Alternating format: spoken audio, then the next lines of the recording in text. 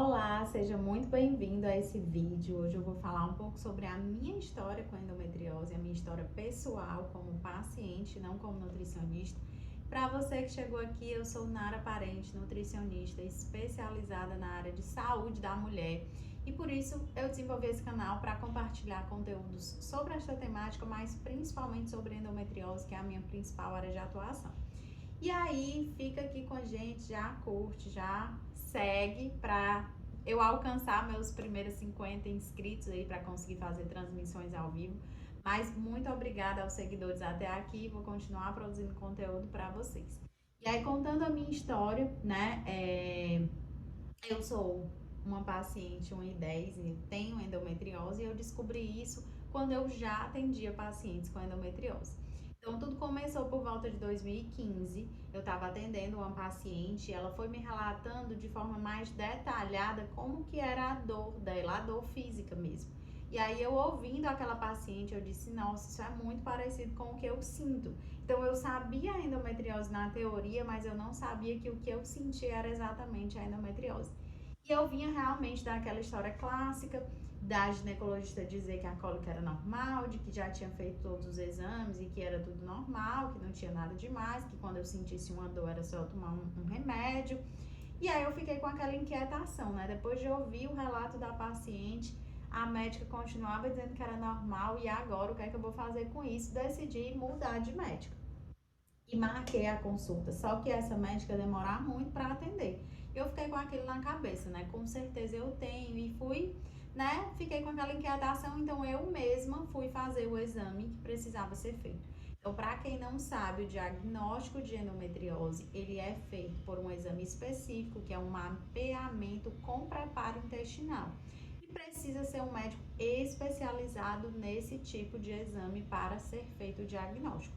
Não é o ultrassom convencional que a gente faz num consultório médico ou de rotina que vai detectar a endometriose. Pode até detectar, quando ela é muito grande, ela pode aparecer ali, mas não é o exame padrão ouro para diagnóstico. Então, fui fazer esse exame, é um exame particular, na época o plano não cobria, e eu fiz o exame e o exame já deu, né? Então, quando eu cheguei na médica para fazer o exame, acabou que ela disse, né, quais são os sintomas? E aí eu falei, ela disse, vamos ver, mas realmente os sintomas são muito parecidos ao diagnóstico de endometriose. Mas teve um caminho até o dia que eu atendi essa paciente, o dia que eu fui realmente fazer o exame. Então, eu tinha sintomas de cólica, mas eram sintomas mais leves, vamos dizer assim. Leve para quem já está acostumado a sentir muita dor, né? E aí, eu comecei a coleta do meu doutorado. Então, na época, eu tava com uma vida bem louca. Eu tinha um emprego que era professora, docente de uma universidade, que eu trabalhava todos os dias da semana. Eu atendia no consultório alguns turnos da semana e eu fazia a coleta de dados para o meu doutorado, que eram em outros dias da semana. Então, a minha vida era super corrida. Eu saía de um emprego, ia para outro, saía do emprego, ia para a coleta de dados do doutorado. E ficou uma rotina muito estafante, eu me sentia muito cansada, muito esgotada e as dores foram aumentando. E eram dores que eu percebia que eu tinha medo de passar mal, de tão forte que era aquela dor. Que teve uma vez que eu não conseguia subir uma rampa. Na universidade que eu dava aula, tinha umas rampas de acessibilidade pra gente chegar nas salas e eu não conseguia subir a rampa porque a perna tava com uma irradiação de dor na região do meu quadril, irradiando para a perna, que eu não conseguia movimentar a perna para subir a rampa. E eu lembro disso porque eu achei tão absurdo, né, esse nível de dor que eu nunca tinha sentido. Eu tinha uma outra dor que eu sentia que era bem aguda, era uma dor que eu falo assim que a descrição sonora é mais fácil para o entendimento, né? Que a dor ela começava assim, pam, pam, pam, pam, pam, pam, pam, pam, pam, pam. E aí ela chegava no agudo que naquele máximo, a sensação que eu tinha era que a minha alma parece que saía do corpo e voltava, né? Uma sensação que eu tinha que eu ia desmaiar no momento que eu tava sentindo aquela dor. Então, realmente era desesperador. Às vezes eu começava a sentir essa dor, eu tava dirigindo, eu ficava pensando se eu não podia parar o carro em algum lugar, porque eu tinha medo de bater o carro se eu desmaiasse sentindo aquela dor. Então chegou no nível realmente de esgotamento e por isso eu fui fazer o exame particular, eu mesma solicitando, mesmo antes de um médico indicar o exame, porque eu realmente entendia que aquilo não era normal. Quando eu cheguei para fazer o mapeamento, né? Era uma médica especializada, ela perguntou os sintomas e mesmo sentindo essas dores, quando ela perguntou, ela disse, sua dor é incapacitante? Eu disse, não, é uma dor forte. Eu ando normalmente com algumas medicações na bolsa, mas é uma dor normal, ok. Aí, quando ela fez o exame, ela terminou e ela disse assim, sente aqui, vamos revisar aqui como é exatamente a sua dor. Aí, porque aqui nos dados do exame, a sua dor provavelmente é uma dor incapacitante. Aí eu disse, não, realmente, né? E contei o episódio da rampa, contei o episódio do carro. Lembrei também que uma outra vez eu estava conversando com uma colega de trabalho e ela disse assim, Nara, quando eu estava falando contigo, a sensação que eu tinha era que realmente você estava passando mal. Porque ela disse que eu fiquei pálida de uma hora para outra, parecia que eu ia desmaiar. E era esse pico de dor. Algumas alunas percebiam também, porque eu estava dando aula, não podia parar de dar aula por conta da dor. Teve uma vez que eu estava assistindo um seminário das alunas, então mesmo sentada, as alunas que estavam apresentando, e eu estava passando mal de dor na cadeira e a aluna parou de apresentar e disse, professora, a senhora está bem? Eu disse não, que eu não conseguia falar, né? Disse, tô, pode continuar, né? Assim, bem com calma. Mas quando eu contei eu relatei isso pra ela, ela disse, olha, pois a próxima vez que alguém lhe perguntar, você pode dizer que a sua dor é incapacitante, porque é uma dor que você não consegue seguir normalmente uma atividade que você está fazendo, andar, dirigir, falar. Isso é uma dor com característica incapacitante, não precisa a pessoa desmaiar, apagar, ficar hospitalizada para a dor ser considerada incapacitante. E essa foi a minha primeira descoberta na endometriose. Com exames em mão, eu já tinha o diagnóstico. Eu já sabia o que poderia acontecer comigo por ter o diagnóstico de endometriose. E chegou o dia da consulta com a médica que eu tinha marcado há 6 meses ou mais, sei lá, que estava aguardando, e fiz a consulta. E a médica falou o que eu já sabia. Ela disse, Nara, eu não tenho como lhe garantir que se você for tentar engravidar daqui a 6 meses, você não vai ter dificuldade de engravidar. Como também eu não sei agora, se você for tentar engravidar, se você vai ter dificuldades ou não. O que de fato eu sei é que quanto mais a idade vai passando, mais difícil vai ser, né? Porque vai somar a endometriose com os fatores gerais de fertilidade. Então, o ideal é você tentar engravidar o mais rápido possível para você descobrir se essa sua endometriose tem alguma questão com a fertilidade ou não. Porém, quando eu recebi o exame, eu já comecei a mudar os hábitos, né? Eu já sabia o que fazer para tratar. E aí eu já comecei a mudar a alimentação, o estilo de vida, ponderei algumas questões de trabalho, priorizei o meu sono, priorizei alguns dias de exercício. E aí eu senti que aquilo já foi melhorando os meus sintomas. Então, quais eram os meus sintomas também, né? Além da dor, essa dor bem aguda, no começo eu achava que a dor era aleatória. Depois eu percebi que ela coincidia provavelmente com o meu período de ovulação. Percebi que ela antecedia um pouco a menstruação. Percebi que realmente as cólicas no período menstrual, elas ficavam mais intensas quando eu tinha tido um mês mais desregrado. Sabe aquele mês que a gente não vai tanto pro exercício, que a gente não come tão direitinho, que a gente vive mais estresse? Então, quando eu tinha um mês assim, realmente eu já sabia, esse mês a TPM vai vir com tudo, as cólicas vão vir com tudo e era batata, dito e feito. E outro sintoma era a questão dos coágulos na menstruação, que pra mim era normal. Eu sempre tive os coágulos na menstruação e eu achava que aquilo era uma condição normal da menstruação, que vinha assim mesmo o sangue, né?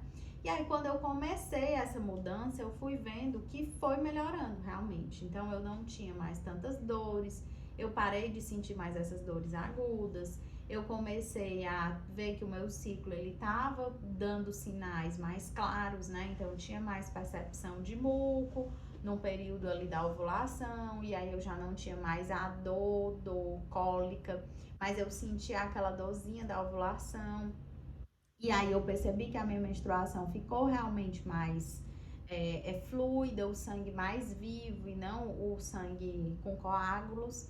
E isso tudo foi me fazendo entender que eu estava realmente melhorando um pouco a inflamação da minha doença. Claro que os focos continuaram lá, continuaram existindo, mas a quantidade de inflamação provavelmente estava reduzindo. E aí foi que eu fui tentar engravidar. Eu disse, agora eu tô no doutorado, esse não era meu plano A. Eu queria terminar o doutorado, depois eu queria tirar assim um ano sabático para mim, para descansar, porque eu tinha emendado graduação, mestrado, doutorado. E depois desse um ano de descanso, de paz, me cuidando, é que eu iria tentar engravidar, mas eu não tinha mais esse prazo na minha cabeça. Eu tinha que tentar ali naquele momento. E aí eu comecei as tentativas. No início eu achei, vai ser fácil, vai ser rápido. Mas é lá no fundo do meu coração, eu dizia, não pensa assim, porque tem uma grande chance de ter a dificuldade de engravidar. Eu, não, mas eu tô fazendo tudo certo. Mas vinha aí, ó, anjinho, diabinho, né? Não, mas você não é diferente de todas as pessoas. Não é porque você é nutricionista que você não vai ter dificuldades. Enfim. E aí, engravidei, eu acho que após 6 meses de tentativa. E fiquei super feliz. Eu disse, pronto, deu certo, maravilha, antes do tempo, né? Eu tinha 31 anos, eu acho, mais ou menos. Tá ótimo, antes de um ano de tentativa, tá maravilhoso. 6 meses, perfeito, engravidei. Contei pra mãe, pro pai, pra sogra e tal. Tive um aborto, né? E aí tive uma perda com 6 semanas. E aí, quando eu tive essa perda, pra mim, essa perda foi assim, o grande balde de água fria. Foi o momento que eu disse, não, então realmente eu vou ter dificuldade, eu vou seguir o perfil de todas as minhas pacientes. Mas eu não posso deixar de me cuidar agora, jamais, de jeito nenhum. Agora eu não posso falhar nunca, né? E aí eu continuei, né, depois de passar o luto, enfim, também meu luto, eu fiz questão que fosse rápido. Eu disse, eu vou sofrer aqui por uma semana e depois dessa uma semana eu vou sacudir a poeira e vou continuar, porque eu não posso fraquejar, eu tenho que continuar. E aí fui alimentação, dieta, segui em frente, só que a minha fuga, né, para a questão da perda foi trabalho e planejar uma viagem. E assim eu fiz, planejei uma viagem com meu esposo, que ia acontecer alguns meses depois, e todos os projetos de trabalho que me propuseram eu aceitei. Você vai dar aula em São Paulo. Eu moro em Fortaleza, certo? Eu disse, vou, pode botar meu nome, vou. Dar aula pós-graduação, final de semana, tal, pode botar meu nome, vou. E com o doutorado para concluir. E aí eu aceitei todos os compromissos profissionais, porque era uma forma de eu esquecer o que tinha acontecido. Então, eu seguia me cuidando, mas, enfim, trabalhei. E aí, quando foi no mês, 15 dias depois, né, do aborto, eu tive que fazer uma ultrassom para ver se tinha eliminado tudo ou se ia ser preciso fazer curetagem. Com a graça de Deus, não precisei fazer a curetagem e estava tudo bem. A médica disse que nem parecia que eu tinha, né, sofrido um aborto. Ok, vida que segue. No mês seguinte, nada da menstruação vir. Eu disse, não, deve estar atrasado, porque foi um aborto, né? Então o corpo tá aí, os hormônios todos bagunçados, enfim. Já vem. E eu engravidei exatamente no mês seguinte. Eu não tive nenhum ciclo entre o aborto e a nova gravidez. E aí foi justamente a gravidez do Pedro, né? E quando eu engravidei do Pedro, eu fiquei assim, não vamos contar pra ninguém até completar as 12 semanas, porque foi muito sofrido ter que desmentir, né? De desdizer depois de ter dito, e aquilo estava muito sensível para mim ainda naquele momento. Hoje eu conto assim, sem chorar, né? Tudo superado, terapeutizado, mas na época foi muito sofrido, né? Então, vivemos a gravidez do Pedro nos primeiros 3 meses, sem contar pra ninguém. Quando foi esses 3 meses, eu confesso, gente, que eu contava assim, muito com receio. E o nome do Pedro, eu já tinha nome pra menino, mas eu não tinha nome pra menina. Por mais que eu sempre tenha me imaginado mãe de menina, porque eu tenho 2 irmãs e infinitas primas, mas eu não tinha um nome específico para a menina. Eu acho que talvez eu tinha tantos nomes para a menina que eu não tinha um nome para a menina. Como eu não me imaginava mãe de menino, eu tinha um nome para menino que era Pedro, né? E aí a gente ficou dizendo isso, for menino vai ser Pedro, e aí eu descobri que era menino no ultrassom, a gente não fez sexagem, porque tava bem nessa gravidez, vamos ver se vai vingar, né, enfim.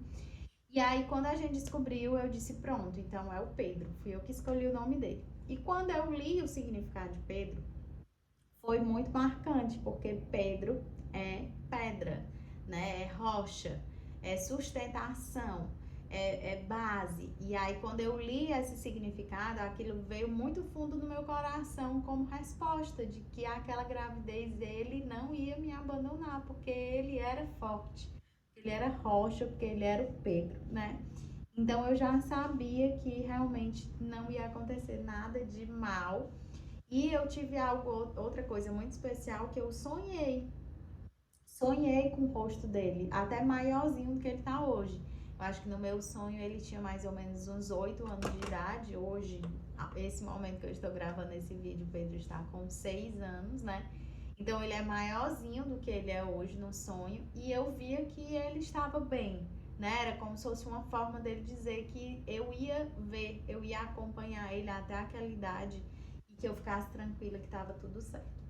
E só concluindo essa parte de nascimento de Pedro, é, ele nasceu de parto normal no dia 27 de novembro, que quem é católica vai saber, que é o dia de Nossa Senhora das Graças. E a partir desse momento eu me tornei realmente devota, entreguei a minha vida a ela por tamanhas bênçãos e por tamanhas graças.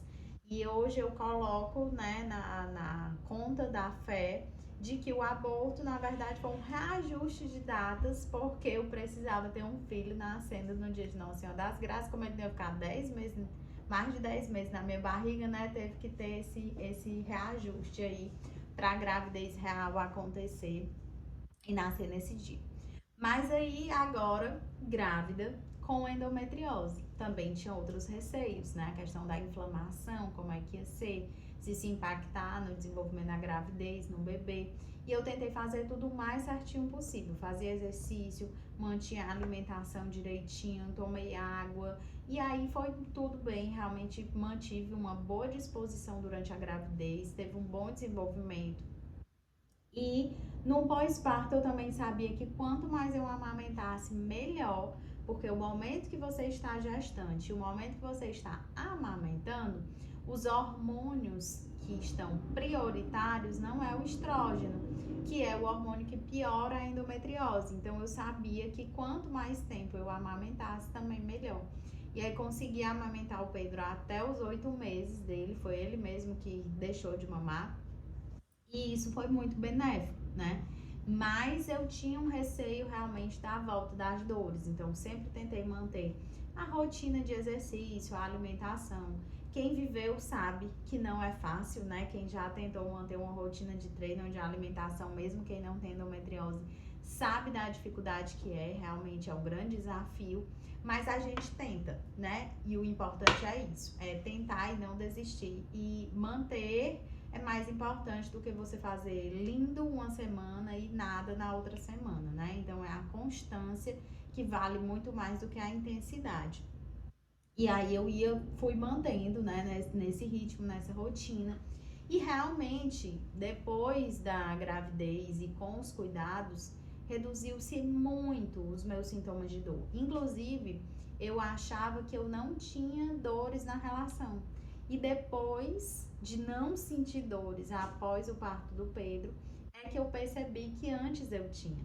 Então é uma chave que gira muito importante, que é a gente achar que não tem a dor. E depois eu entendi, quando eu li alguns artigos e vi alguns relatos, que normalmente quando a gente pensa que não tem a dor na relação é porque a gente encontra a posição ideal para não sentir dor, mas o incômodo está lá.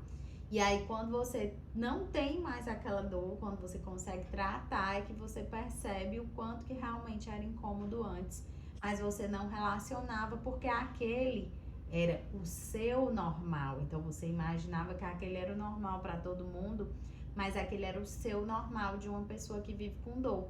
Então, por isso que é importante buscar ajuda, mesmo quando você acha que o seu caso não é o mais extremo, mesmo quando você acha que a sua dor não é tão intensa, porque eu pensava que a minha dor não era incapacitante, mas foi só eu conhecer alguém que pudesse me esclarecer o que é uma dor incapacitante que eu pude reconhecer que realmente eu tinha uma dor muito forte, que merecia atenção, que merecia cuidado. Da mesma forma, a questão da fertilidade. Às vezes a gente acha que não vai ter problema, mas quando a gente começa a tentar engravidar, a gente percebe esse problema. E aí, se você tiver uma idade menor, né, que aquele processo não vai ser ainda mais difícil, dificultado por conta da idade, você tem mais chances de fazer isso dar certo. E aí a gente chega na demanda do meu segundo filho, né? Então, por saber dessa relação, mesmo entendendo que no meu caso, a endometriose não parecia ter uma grande relação com a fertilidade. Se eu desejava ter um segundo filho, eu sabia que eu tinha que engravidar sem uma idade muito avançada. E aí eu engravidei do Lucas, né, aos 36 anos. O recomendado é a gente ter gravidezes antes dos 35, mas 36 ainda tá ok, né? Ainda tá tranquilo. E aí, realmente, eu fiz o mesmo procedimento da época do Pedro, né? Passei 4 meses antes, 4 a 6 meses, intensifiquei rotina alimentação, intensifiquei rotina exercício. Só depois é que realmente eu tirei o DIU para começar as tentativas. E aí, do que eu tirei o DIU para engravidar, foram junho, julho, agosto, 4 meses eu engravidei do Lucas, né? Então, foi bastante rápido, mas porque eu já vinha de um processo de cuidado anterior. Então, atribuo a isso a questão de ter tido sucesso, né, dessa gravidez mais rápida. Foi também uma gestação tranquila.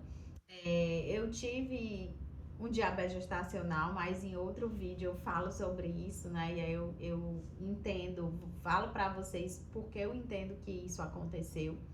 Mas falando da endometriose e aí trazendo a minha história pessoal, eu acho que eu consigo me aproximar muito das pacientes por ter vivido esse processo de dor, a dor física que é real, a fadiga que é real, né? E quando você aprende a lidar com isso, melhora muito a qualidade de vida. A dificuldade de se sentir cansada e mesmo assim ter que trabalhar, a dificuldade de se sentir com dor, indisposta e mesmo assim ter que fazer todas as suas atividades, inclusive treinar na academia com dor, com indisposição, com as pernas doloridas.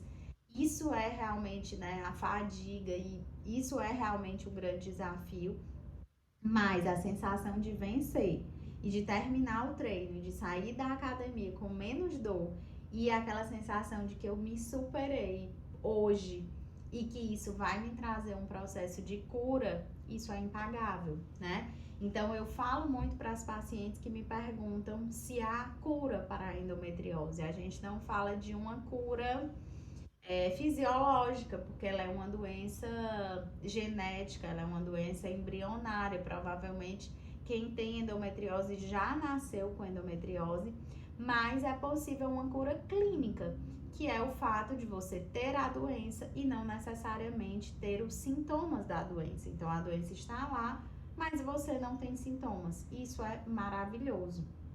E aí, eu sempre falo também que eu acho que a endometriose pode ser vista como uma proteção para você não desenvolver outras doenças. Porque se você tem endometriose, você se cuida, faz exercício, mantém uma alimentação legal, né? Mais com alimentos naturais, mantém uma rotina de sono positiva, faz uma regulação do seu estresse do dia a dia.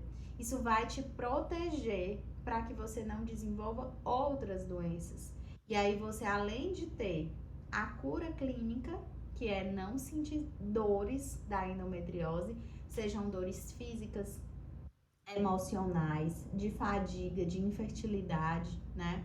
Você não vai sentir essas dores. E aí, de bônus, você ainda vai estar prevenindo ter outras doenças que poderiam aparecer por conta dos maus hábitos de vida, né? De alimentação, de estilo de vida como um todo. Então, eu acho que você pode ver como algo que te protege de algo pior, né? Como se fosse um alerta do universo de cuida da tua saúde, cuida da sua alimentação, mantenha aí a rotina de exercício físico, cuidado com essa exposição a grande quantidade de estresse, dorme direitinho, descansa, esse corpo precisa se recuperar para gerar energia. Tudo isso faz com que você desenvolva hábitos saudáveis e te mantenha realmente mais saudável para tudo e, consequentemente, para a melhora e prevenção de outras doenças que porventura você possa vir a ter.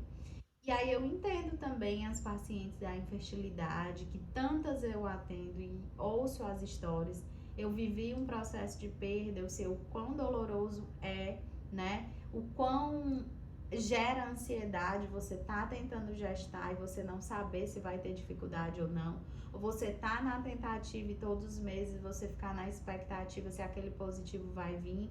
E as perguntas das pessoas e as pressões das pessoas sem saber o que internamente você está passando. Eu entendo, eu abraço, eu acolho as suas dores e eu estudo todos os dias realmente para tentar melhorar a minha vida, para que eu não tenha os sintomas das dores da endometriose, para melhorar a vida das mulheres que vivem com essa doença, que vem sendo mais estudada nos últimos 5 anos, mas que merece muito a atenção das pessoas por ter essa característica crônica, sem cura, e ser uma doença incapacitante por gerar dificuldade realmente de conviver com várias dessas dores, né?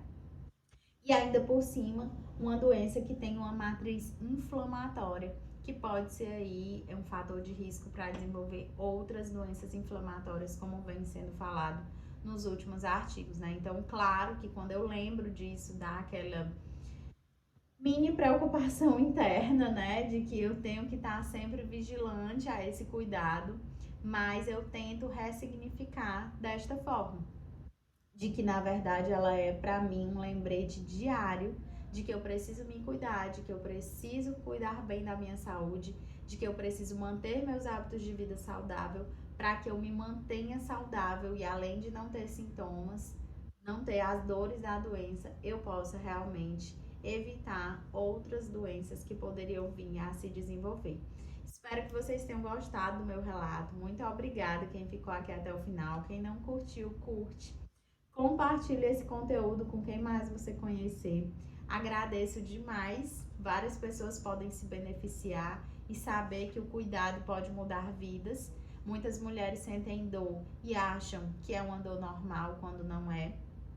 E esse alerta precisa chegar para essas mulheres que todos os meses sentem cólica e são julgadas e são acusadas de estarem vivendo, de subestimando uma dor, quando na verdade realmente é uma dor incapacitante e a gente precisa entender isso e realmente acolher essas dores. E com tratamento realmente dá para viver uma vida muito mais plena, muito mais viva, muito mais rica em sentido, em significado, em vivência, que você não vive apenas sobrevivendo. Você vive realmente uma vida plena quando você não está sentindo dor. Então, muito obrigada a quem ficou até aqui. Aguardo o seu like. É muito importante para mim, principalmente aqui na via do YouTube. E podem comentar aqui, né, nos comentários abaixo, se tem algum tema de endometriose específico que você gostaria de ver por aqui no canal, dúvidas, sugestões de vídeos, que a gente desenvolve aí nos próximos momentos. Tchau, tchau!